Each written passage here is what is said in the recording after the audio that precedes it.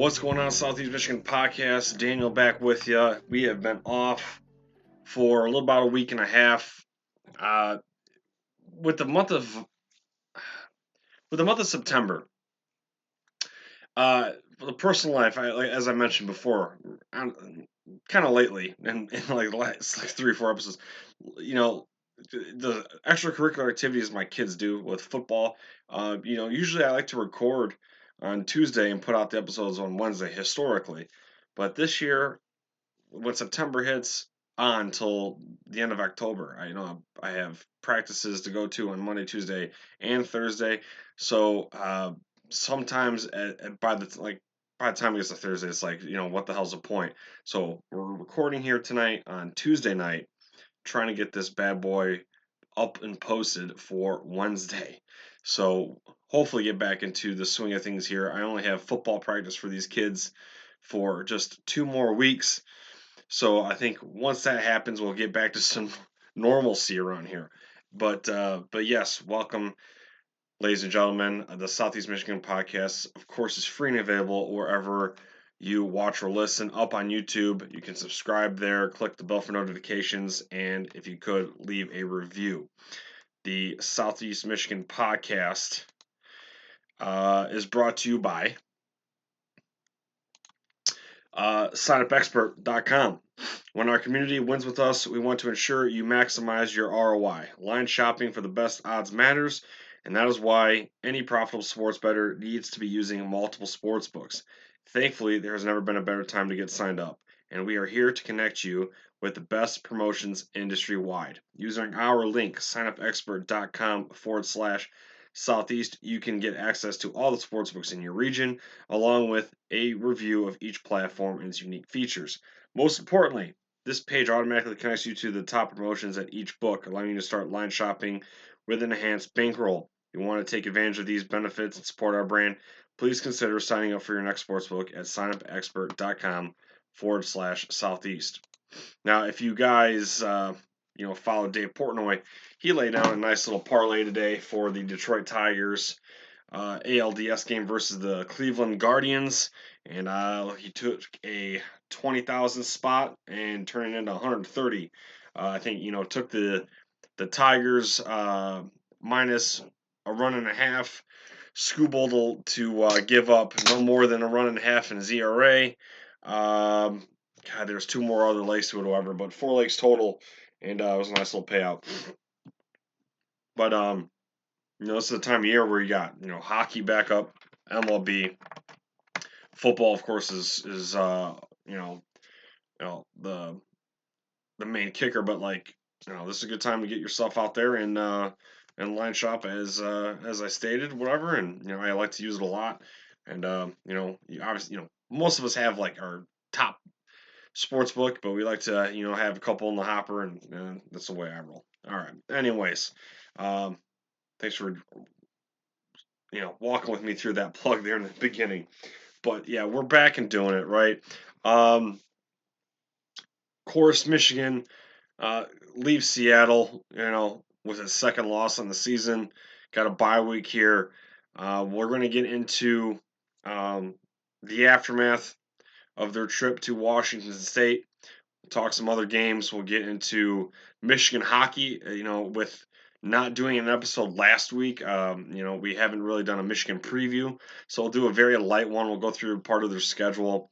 We'll get into games that I'll be watching this weekend, even though Michigan's not playing, and an update on my betting picks, how I'm doing on so far this year. So let's see here, where are we at? All right, let's get into the Washington recap. So Michigan 17, Washington 27. Stat lines: Jack Tuttle 10 of 18 for 98 yards, 1 touchdown, 1 interception. Alex Orji 3 of 7, 15 yards. Donovan Edwards 14 carries for 95 yards and a touchdown, 2 catches for 23 yards. Khalil Mullings 14 carries for 49 yards. Longest run of the day for him was 7. Colson Loveland 6 for 33 and a tutty. Ernest Hausman 12 total tackles and an interception. And then as a team, 5 penalties for 40 yards, 2 turnovers, and under 300 total offense. What a dreadful game, right? This team did not give up and played to the wire, but another week with the same glaring issues. A lot of Michigan Twitter saying, what did you expect? We lost most of our starters, blah, blah, blah. Understandable, but the glaring issues are, the fundamentals, the lack of discipline, poor tackling, dumb penalties, horrendous play calling, and or formations. Washington was 5-11 on third down, but how many times did we see them convert on third and long? 3 or 4. As mentioned in previous episodes, I hate calling out a single player for a bad performance, but how many times can Jair Hill be torched or caught out of position? He plays off the defender at the sticks and then drops back even farther at the snap for the wide receiver to simply just, run a slant route and move the chains. By the time he catches up to him, it's like, first down's, already been surrendered. Zeke Berry, Borum, Curry Page, and one-on-one open field tackles are simply just yard signs stuck in the ground. How many times did Washington, Giles Jackson, former Michigan wide receiver, how many times did, he get in the open field versus a Michigan defender and just put a spin move on him? Gone. We've seen that since the Arkansas State game. This D line, they're absolute monsters. Graham, Grant, Stewart, Rayshon Benny, they simply hold it down. But they do not get any help from the back end. Barely heard Will Johnson's name in this one because simply Washington just targeted the other liabilities. Every week, opposing wideouts, time and time again, beat them downfield. Giles Jackson had a day, 4 catches, 78 yards and a touchdown. Wait till Oregon, Indiana, Ohio State. When they're on the other side of the field or other side of the line, it's scary. Um, hold on, let me take a sip of this freshly cracked Busch Latte. Very nice. Okay. All right, enough torching the defense. I went through it quick, but let's go elsewhere. The offense might be worse than 2017. I've been listening to the show. I've been comparing this team to the John O'Korn year. So far in 2024, this team scores 23.5 points per game, which is 100th best in the nation. Almost dead last in passing yards per game next to the academies. I think when they were doing the telecast for this game, Michigan as a passing whole as their offense was like 129th. That is putrid. 2017, they averaged 25.2 yards per game, or points per game, for 91st in the country. At least John O'Korn and Brandon Peters could hit 200 yards. It's astonishing how Michigan can come off a national championship and have all that momentum just dissipate. And of course, yes, they lost the players and coaches, but what have the coaches seen that we haven't in this quarterback room? Jack Tuttle was hurt up until this week. Davis Warren is hot garbage, turnover machine. Alex Orji is a physically gifted athlete with zero arm talent. I'm mesmerized they can't hit a 5-yard slant route to save their life. It's truly fascinating on how horrendous it is. 3 of 7 in the passing game. I don't have the numbers in front of me, but his completion percentage has got to be below 50% on the season. It's bad. It's bad, boys. Jack Tuttle showed some promise, made several mistakes, but this offense had new life when he came in and almost did a 180. Jane Davis apparently doesn't exist anymore. Rumor that his parents want him to stay on scholarship. I am not an insider. I have no idea, but that's what Twitter and other fans tell me. I don't know. Jane Denegal vanished. If Tuttle can be better than Cade McNamara, there might be some hope for a playoff spot, but you already have 2 losses now. Give him, you know, give Tuttle the full reins. Keep Orgy off the field. It's way too obvious now. So anytime you put him in there, you already know what you're going to be doing. I mean, not like it was a complete shocker beforehand. You put Orgy out there just to run the ball, it's going to be lighting lighting a down on fire. Um, I don't know. Some of the players post game have been giving their thoughts on how they lost these two. It's the other team wanted it more. Rhetoric. As a fan or player or whatever, ask yourself, can this team meet the level of resiliency and fight like we've seen in the previous 3 years, 21, 22, 23? This team is different was the mantra for those 3 seasons, and not sure I can see that culture this time around. Um, but definitely got to go Tuttle from here on out. There is, when I think at one point in the game when he came in early on, might have been even the first throw he did. I don't recall. Um, but he hits, I think Loveland over the middle for a first down, and you could hear the Michigan fans exhale in the stadium and start cheering. And it felt like I was watching the movie The Little Giants when they run one play and the ref goes 2nd and 9, and then everyone's like, "Oh my God, he gained a yard!" It felt like he scored a touchdown. I mean, that's literally where we were at. That's literally where I was at mentally. It's terrible, boys. It's terrible. Um, I've seen some people too, like befuddled on how Mullings split completely even carries with Donovan Edwards, and it's somehow in this game Edwards was more efficient, scored on a long touchdown run that kind of sparked the quick turnaround there. But I mean, there are several coaches on this staff that are very close to being on their way out the door by the end of the season. It's very close. Sherrone Moore looks way in over his head. I don't know if he needs to go back to play calling duties or what, but Kirk Campbell is garbage. Kirk Campbell is straight garbage. And don't give me this, oh, we're playing close to the vest until later in November. Enough with the bullshit. Go out there and run your playbook and win. Go run your playbook and win. Doesn't matter what it is. And this is day like 150 of saying why the F is Donovan Edwards not getting more work in the passing game and or throwing the ball. The touchdown pass to Roman Wilson in the first Big Ten championship game. Run that play again. Why do you not run that more often? I mean, once a season at least, maybe twice a season, but not once out of 3.5 years. It's absurd. Absolutely absurd.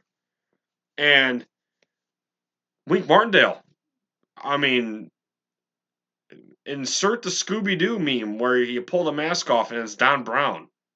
Like, this is really close. This is really close. Um, Guys are looking completely out of position, not just on one play, but on multiple plays. You listen to Joel Klatt, and some Michigan fans already posted the picture of their TV screens online. But Joel Klatt breaks it down. It's like on one play they got 6 guys blitzing, and then a pitch and catch for Will Rogers. And Will Rogers didn't even have a bad game. That's at one point there they had some a difficult time moving the ball when Michigan started to play complementary football. But they throw in the backup quarterback, and it's just picking up where Will Rogers kind of left off, and they started not being didn't show any signs of slowing down really, and like you got these 6 guys blitzing. Sorry, I might have my brain might have crossed wires there. But you blitz these 6 guys, you got just pitch and catch right there. And like I've hammered home the last couple episodes, Makari Page, uh, constantly getting over late. There's no communication between any of the DBs. Some guy's playing shallow. He lets the guy go. That guy's running free. But it doesn't matter if it's Arkansas State. Doesn't matter if it's Fresno State. Doesn't matter if it's USC, Texas, Washington. They are at least getting beat 2, 3, maybe 4 times per game for at least 30 or more yards. That cannot happen. That cannot happen anymore. It is absolutely ridiculous. It's not like there was good coverage, and just an elite catch or like happenstance. No, this is mediocre coverage. Great play by the receivers. It's not looking good. Um, I mean, still, Jayshon Barham. I mean, I show me on any game film clip footage whatever. Show him making an impact on any given down. Show me none. There isn't any.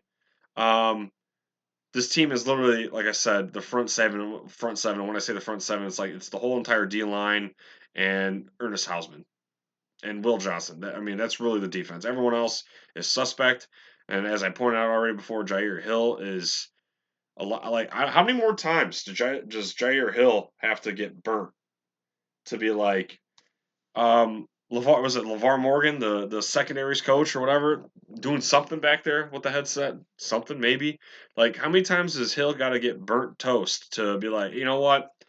We got to get somebody else out there. Now I know Jane McBurrows has been hurt and stuff like that. You know, a laundry list group of players that's been sitting out, but I mean, there's nobody else that we can put out there. Um, you know, and part of that's coaching too, like not getting put in the position to succeed, just constantly. Oh, 20-yard gain. Oh, who's guarding him? Number 20. Oh, 8-yard gain first down. Who's guarding him? 20. It's bad. It's bad. Um, before we move on to the other games, what is going on this injury report? I kind of just alluded to it a second ago. Are they playing on asphalt, concrete? Are they playing in Yost on the ice with no skates? What the fuck is going on? Jaden Mangum, did he play for half a play on the year? What's going on with him?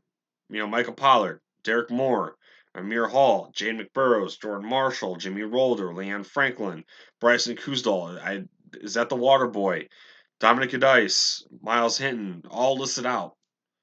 You know, Will Johnson's still listed on the thing as questionable, but he's out there because it was a finger, a boo boo, as Brady Hoke would call it.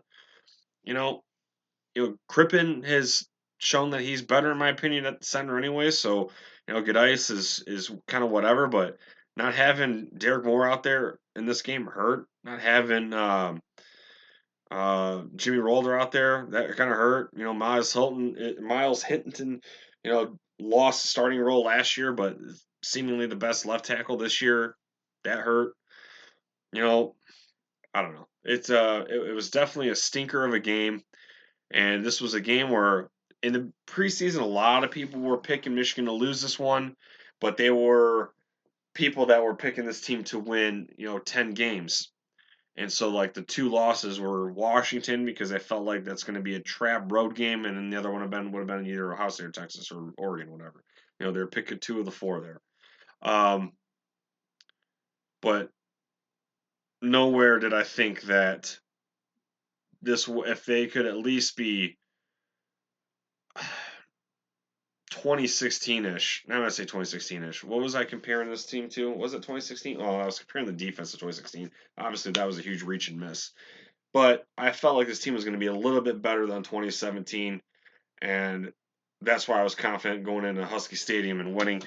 But as obviously we've seen this season transpire, that's just simply not the case.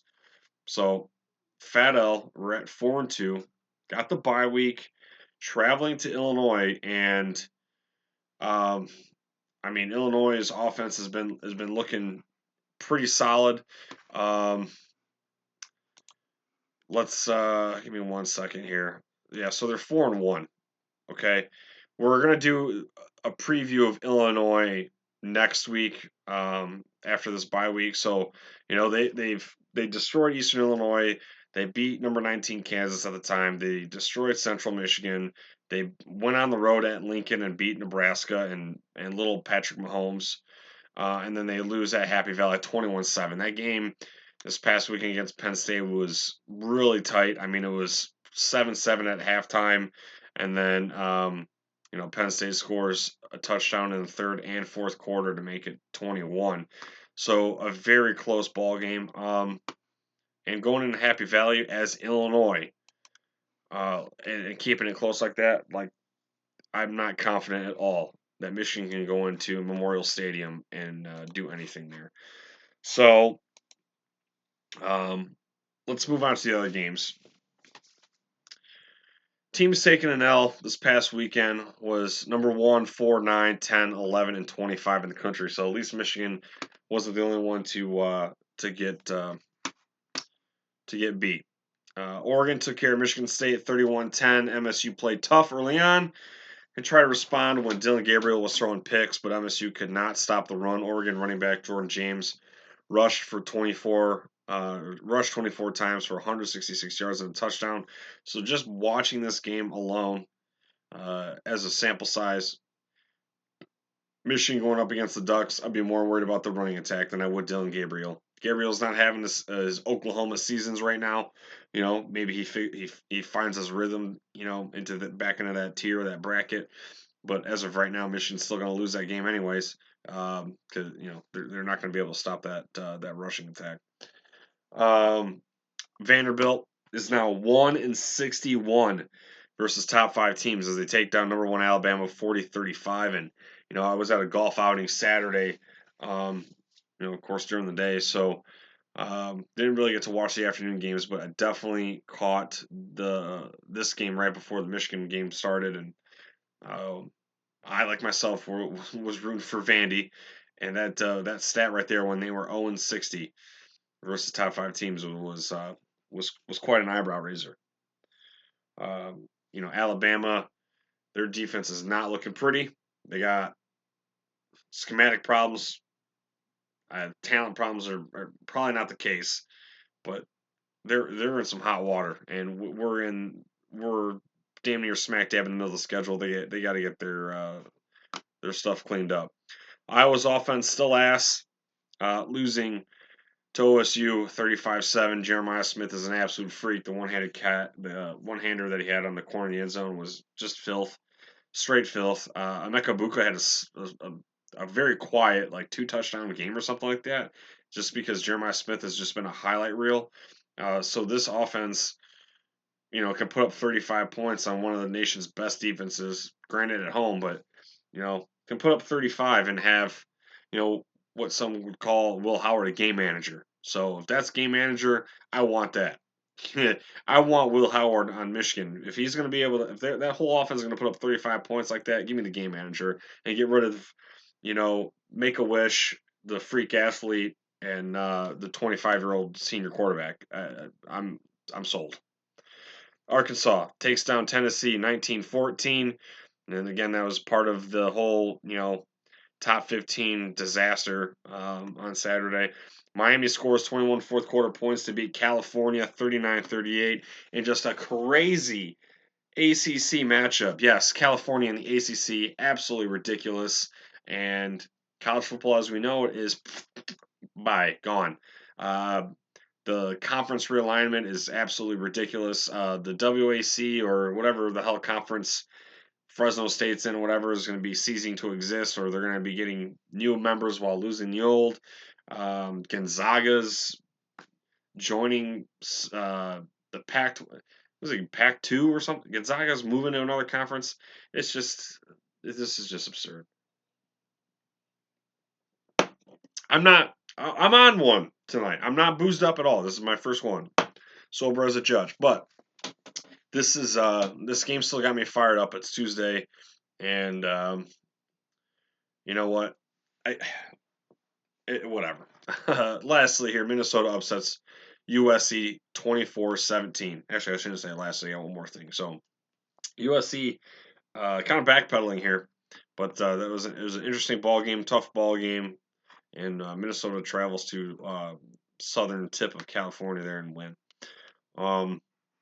Boise State running back Ashton Jeanty, scores a hat trick with 186 yards. Dude is already over 1,000 on the season with 16 touchdowns, averaging nearly 11 yards per carry. Boise State wins 62-30. Give me 1 second. Let me pull this up. Let's look at this together. Hold on a second. All right, give me this. Give me 1 second. Let me. I'll pull up if you guys are watching. Let me pull up the browser here. I want to let's real quick. Let's look at Barry Sanders' numbers. Okay, so Barry Sanders, of course, won the Heisman Trophy in 1988. Let's look. All right, maybe not. I thought maybe we could look at his game log, but I don't think it's going to show me his game log because it's so long, so long ago. Either way, Barry Sanders in 1988. Where is it? Rushing, receiving. He rushed the ball 344 times for 2,628 yards, 7.6 yards per carry, and 37 touchdowns. 37 touchdowns. That is absolutely astronomically gargantuan, stratospheric, whatever. Absolutely ridiculous, right? All right, let's look at Gianti. Gianti had a good season last year, but nothing compared to this. So last year, 220 on the carry total, 1347 yards, 14 touchdowns. Right, this year he's only ran it 95 times for 1,031 yards, and then right there, that 10.9 yards per carry, 16 touchdowns. So like, dude, like he's on pace to just slaughter that. So far, Utah State 186-3. Washington State 259-4. Portland State 127. I feel like Portland State he could have had like 8 touchdowns if he wanted. Versus Oregon 192-3. And then against Georgia Southern 267 yards and 6 touchdowns. What? And actually, those are I went from most recent to the beginning of the season. That's kind of how it's listed. I just noticed that. So the Georgia Southern was August 31st. So 6-3-0-4-3 in his TD column. So just historic, just absolutely historic. Oh, there's the there's the ad page again. All right, what else? Oh, one more. I've already said it before, but seriously, one more thing. Indiana slugged it out versus Northwestern to reach 6-0 for the second time in school history. So when Michigan reaches even Indiana, buckle up, get on the edge of your seat. Minnesota, Indiana, Illinois, from time to time, they can push the they can push the envelope.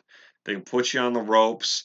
We've seen from those 3 teams as mentioned uh, several times in probably, I mean, since the George Bush administration of putting Michigan on the brink.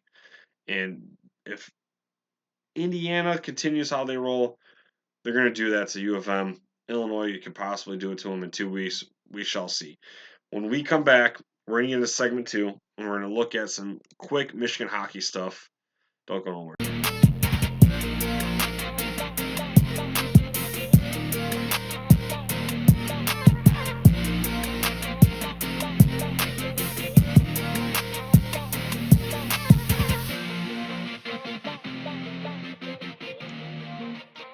All right, back for segment 2.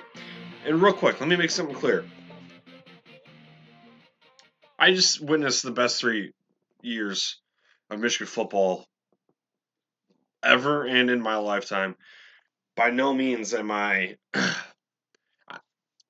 mentally I'm in great shape, right? National championship, the last year that college football looks somewhat traditional. I wasn't expecting to win the Big Ten or maybe even go to the deep into the national playoff, but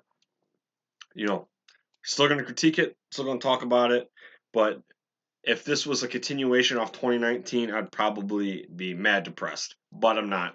And like I said, we're coming off the men versus boys 3 years in a row run, so yeah, life is still pretty good, and Michigan basketball should be good. Michigan hockey should be good, and we'll get into that right now. Let me close this off real fast. All right. So Michigan hockey, with being off last week, as I mentioned at the top of the show, I was unable to really preview them this year. This weekend they hosted Minnesota State. Minnesota State's one of the better programs out in the country. They split the series, losing 5-2 on Friday and rebounding to a 4-1 win on Saturday. Michigan was ranked 7 going in. to the weekend in the preseason polls. I won't have it up on the screen for you, but real quickly, I'll go through the top 20 teams. So going into the preseason with 42 votes was Denver, Boston College at 2 with 6 votes, Boston University at 3, Michigan State at 4, North Dakota at 5, Minnesota at 6, Michigan at 7, Quinnipiac at 8, Cornell at 9 with 2 votes, Wisconsin 10, Colorado College at 11, Maine 12, Providence 13, Massachusetts 14, Omaha 15, St. Cloud State 16, Western Michigan 17, Minnesota Duluth 18, Notre Dame 19, 20 with two teams actually, Arizona State and Northeastern. So you have um, 1, 2, 3, 4, 5 Big Ten teams in the top 20. And of course, if you guys don't remember or know, Notre Dame is in the Big Ten for hockey. So they at least manned up for that. All right, now let me turn on the screen for you. And, real quickly, we'll just go through Michigan's schedule. So right there, 1 of 1. Splitting that right there with the Minnesota State guys. This weekend, they're traveling to Arizona State. Friday and Saturday. We got St. Cloud State on the schedule.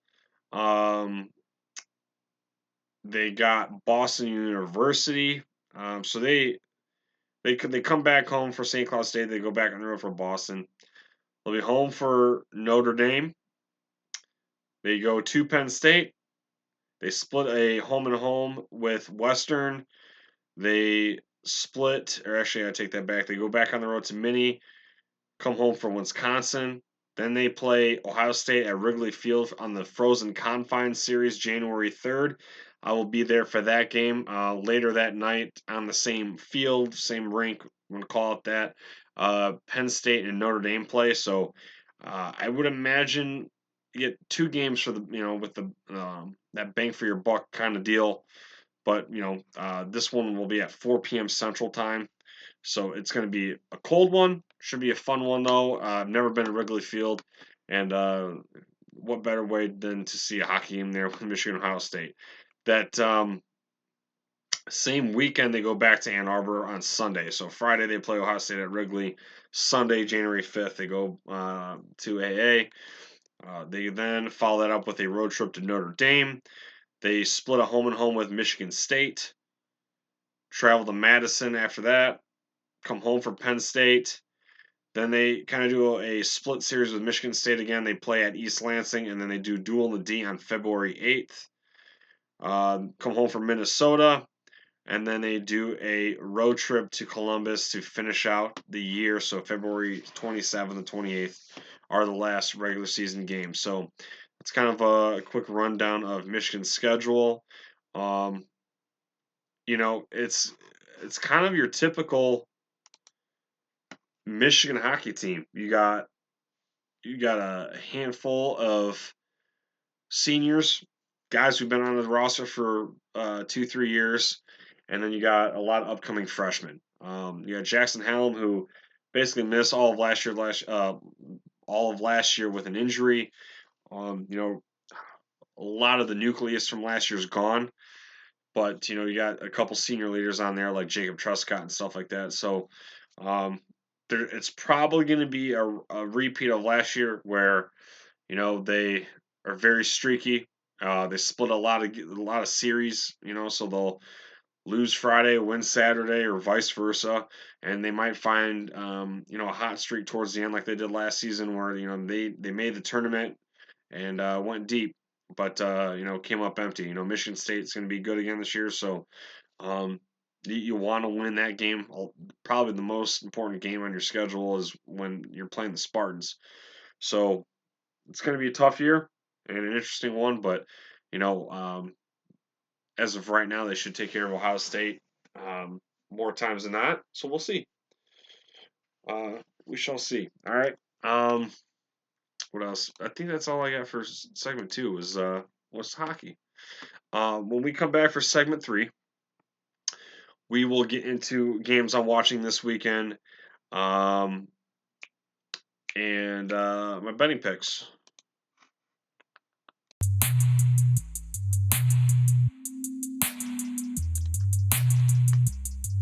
All right, back for segment 3. Kind of had some technical difficulties there on the first transition, so let's try this again. My face just froze on the screen. But here we figured it out. We're back. All right, so segment 3. Let's get into games I'm watching this weekend. That's not Michigan, right? And the betting picks. So again, we won't see Illinois till the 19th. The rededication game for the one that happened during the Great Depression or some shit. I don't know. They're doing spiffy new jerseys and helmets. To me, they're kind of like how Michigan did the Adidas. They're going to have a very small minority who like them, and a large portion of people that they don't like them at all. But here we go. We got 4-2 Washington heading to 3-2 Iowa. I'll be curious on how Iowa responds coming off an ass kicking, hosting a Husky team coming off an emotional performance. People rushed the field after they took down Michigan this past weekend. So they're flying high. Jedd Fisch is pumped up. Will Rogers is fired up. So Iowa's of course gonna have a solid defense out there. But Cade McNamara, I mean, that dude's over under passing yard numbers on FanDuel or whatever. It's probably gonna be like 98.5. Like, can Cade McNamara throw for 120 yards? We'll see. Probably not, but we'll see. Red River rivalry. Texas heads out to Norman as a 14.5 point favorite. My betting picks will include that game in a second. Wait for that one. And then the other game is 5-0 Penn State going to Southern Cal. The next 4 weeks will be the Nittany Lions' toughest. 2 road games before Ohio State and Washington. USC being the first of that 2 road game slate. They've showed a lot of resiliency this year, and close win versus Illinois on Saturday, but they pulled out the victory, and going to Southern Cal, not for a Rose Bowl game, gonna be fun. All right. Now, before we take off for this episode, my betting picks. Last week we were off, right? The second week we're off. So, again, try to do 3 games each week. I'm trying to challenge myself, so I am betting each week on these, whether they're parlays or singles. But these are the games that I like, and I'm not telling you to go out and do this. I'm just telling you what I'm doing with my money. 6 and 7 overall in the year. My top 3 this week is Texas and Oklahoma. I'm taking the over of 54.5 points. The last 5 games in total have been 64, 49, 103, 98, 61. So let's ride or die on the over. Minnesota -6.5 over UCLA. UCLA is 1-4 with the lone win being a 16-13 dub versus Hawaii. So Golden Gophers all the way. Washington +125 on the money line at Iowa. I just don't trust Iowa. I'm not going to bet Iowa on the money line. I'm not going to bet Iowa to cover a spread. The only time I'm ever going to bet, I guess, in an Iowa game would be the under. But in this case, I will take the +125 on the Huskies. So those are the 3 betting picks for the week. So thank you for coming back and watching or listening to this episode. Again, all the notes are in the description box below if you want to follow the show, Twitter/X. You want to follow the Facebook page for more discourse, go for it.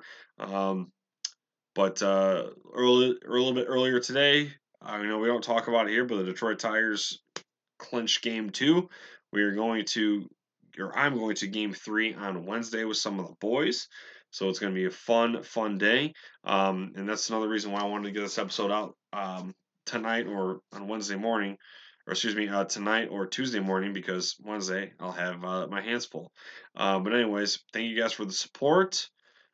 Go Blue forever, and hopefully, for the love of God, they beat Illinois when I head out west. Anyways, peace, fellas.